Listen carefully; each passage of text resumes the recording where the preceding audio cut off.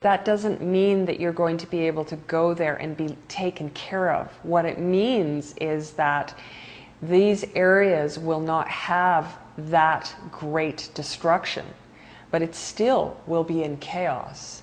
So that needs to be clarified to everyone, and that there are these particular safe spots and safe lands all over the earth.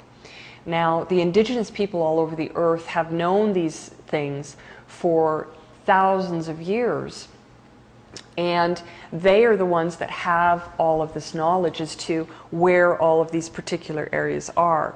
And if we take a look at their myth stories, we are going to be able to find that information.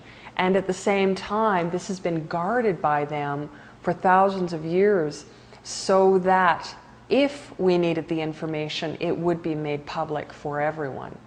So it's really important. The Hopi, as well as others on the planet, play a part in this.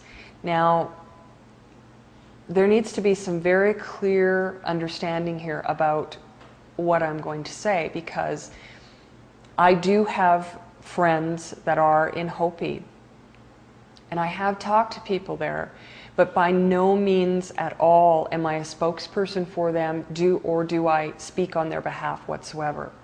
So what I'm going to do is I'm going to share my experience with you. I'm not going to talk about Hopi. I'm going to share my experiences that revolve around them. Maybe you can tell us where the link up came. You were told by these beings in 1988 somehow. I assume this is when you were also told to come to Hopi at some point. There was also some kind of a, I don't know if it was a stone or a necklace or something that you had and you buried in your backyard. Do you want to share that story before we kind of move into the bigger picture? Yes.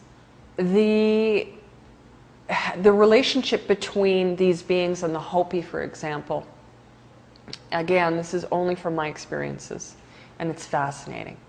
Even to me, it's fascinating. When I was on board the craft, I was sitting in what I call a light chair, and it was, you could look at it just like this, except instead of it being a chair, it was made from pure light. So it almost glowed. And I sat in this chair and I looked across the room, and I had a being on either side of me. And a screen popped up, and the screen was actually quite large. It was probably about this, quite as large as the chair, and 2 or 3 feet high. And as I looked at the screen, there was information that came across it, and images. And these images would be accompanied by information that was given to me by these beings, either through telepathy, or meaning they would directly speak to me, or it felt like they were just, there was a constant flow of information being sort of placed within my mind. Now, one of the things that they shared with me was the creation of man. And this is very much related to the Hopi and all of the indigenous people and ourselves. So, to make this story really short, they explained that they had a hand in creating mankind, but by no means were they God.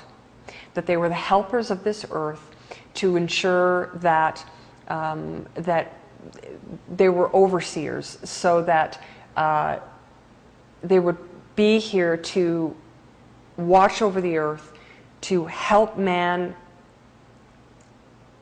become more than what they currently are.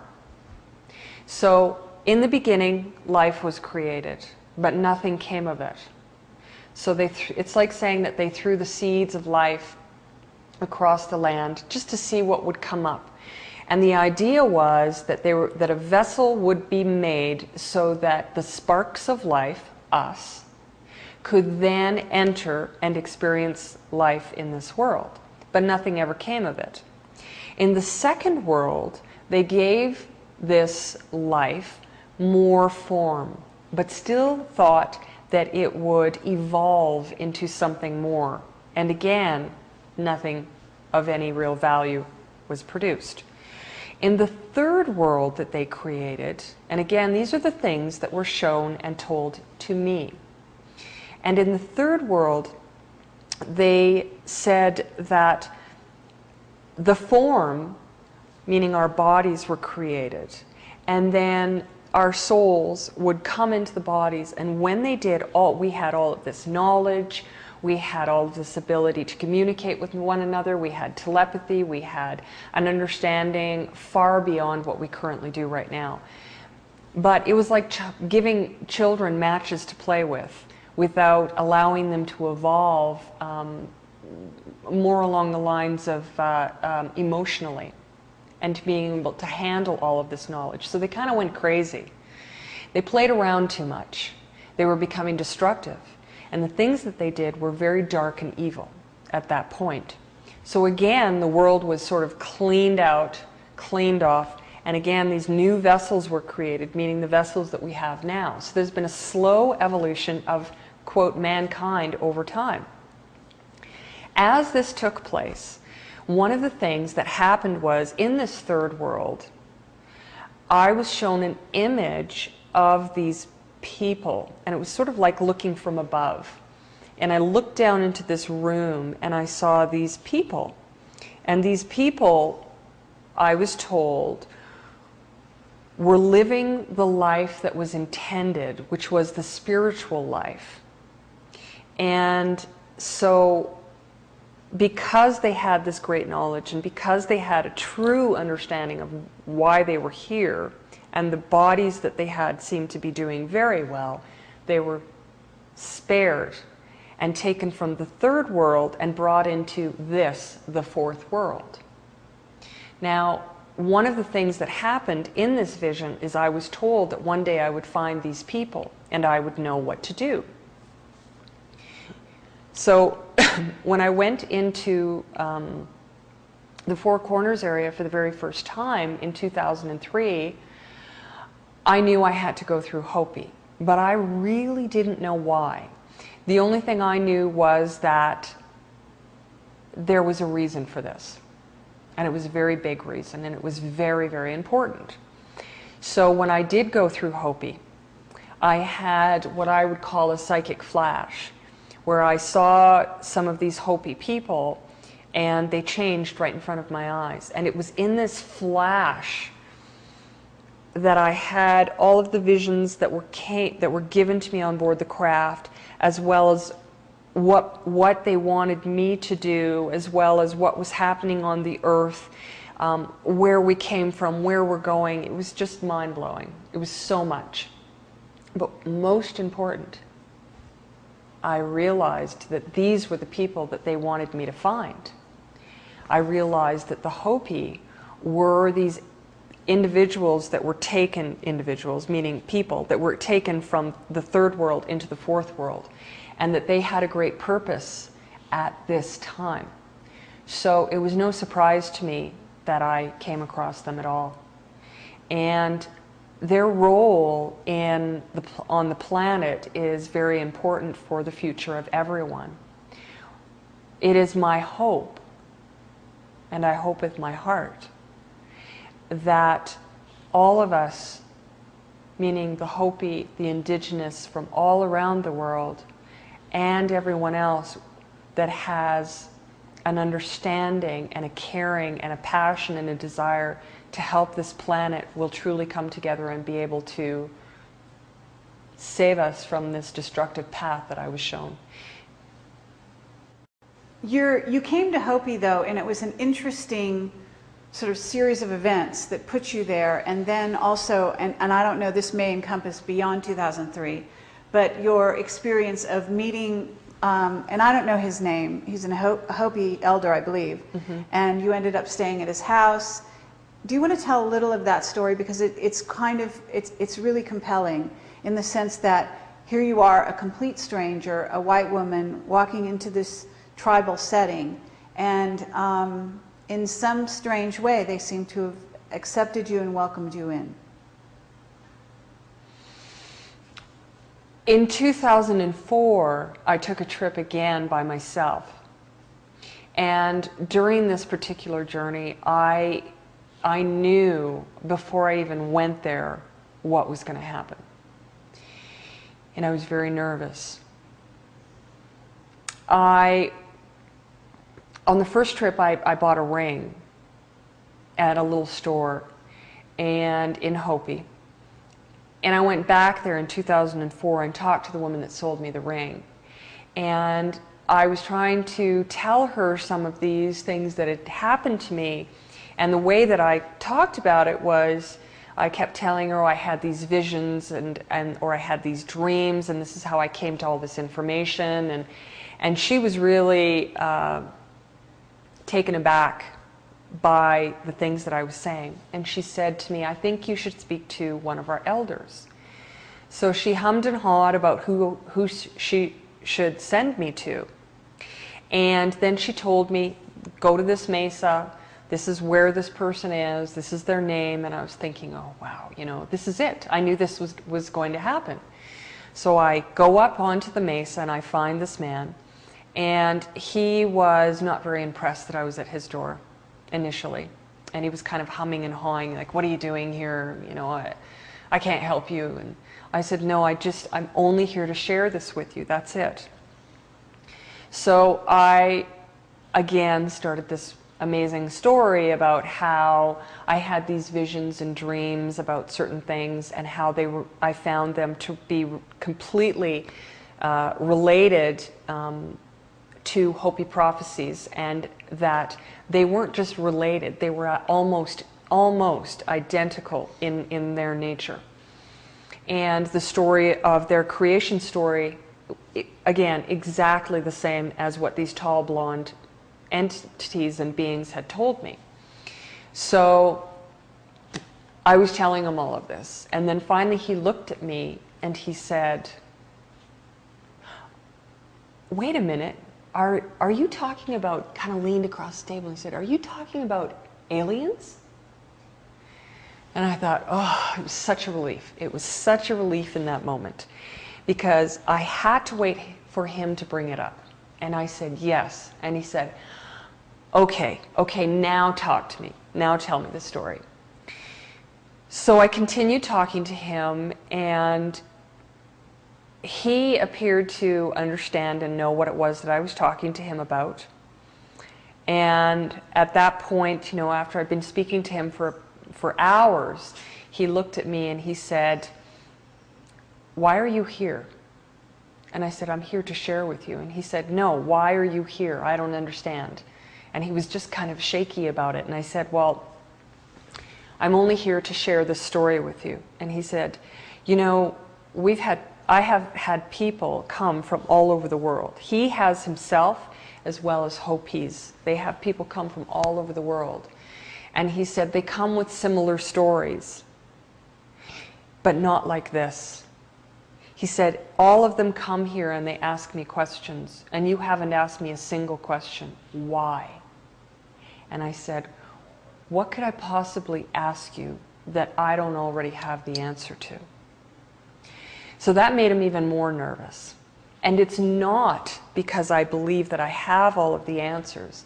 It is because I know that for myself, I don't need a Hopi to tell me something. I know what I need to know, and I'm content with that. Now, what happened after being with him for some time is even more fascinating. Because I left at one point. He asked me to leave because someone came to his home. And I walked out of his house and I walked along the mesa, at which time I started walking towards the Hopi woman's home who sold me the ring. She'd told me where she lived. Her daughter was outside. So I started talking and sitting with her daughter. And very quickly after that, she started speaking Hopi to one of her friends. And I think it was that moment that I said to myself, that's it. There is absolutely not an ounce of questioning left anymore. Because in that moment, she said a word in Hopi that I recognized as being one of the words that these tall blonde aliens spoke to me in. And I asked the little girl, I said, what does that mean?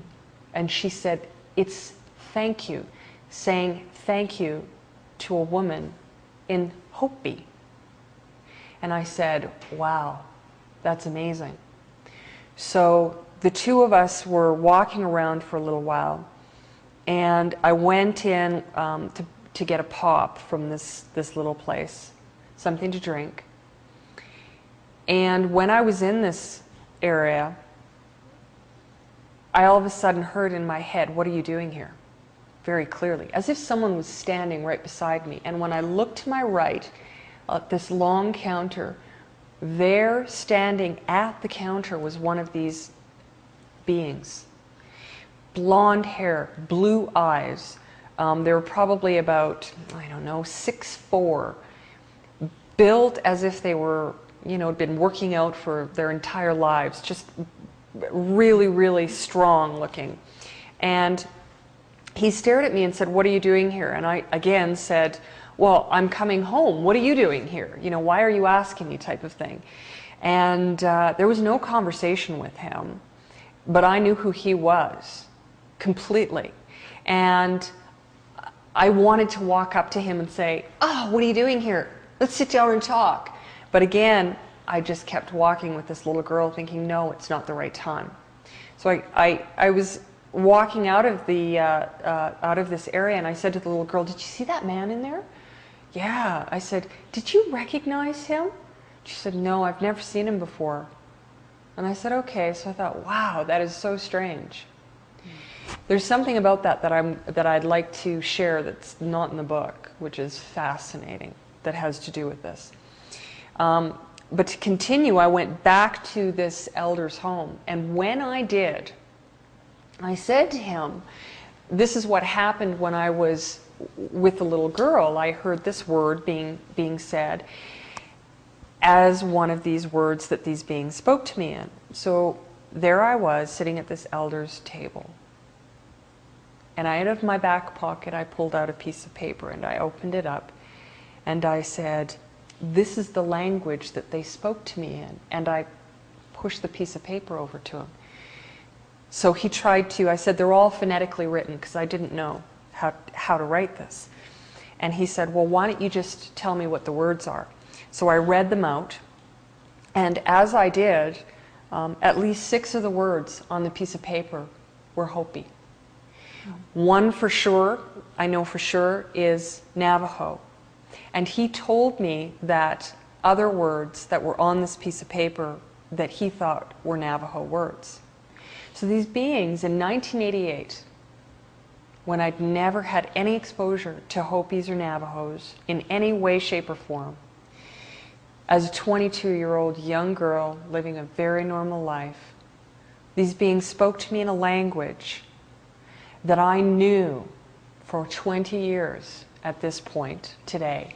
I knew all that time that one day I would find the people whose language this belonged to. I just didn't expect them to be Hopis. I always thought that I'd find them in the jungles of South America or something.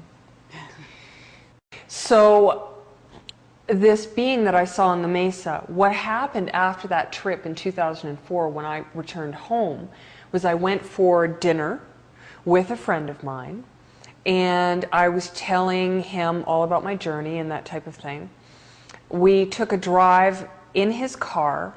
Him and his wife were in the front seat, and in the back seat I was sitting behind the driver, and his 9-year-old's daughter was to the right of me.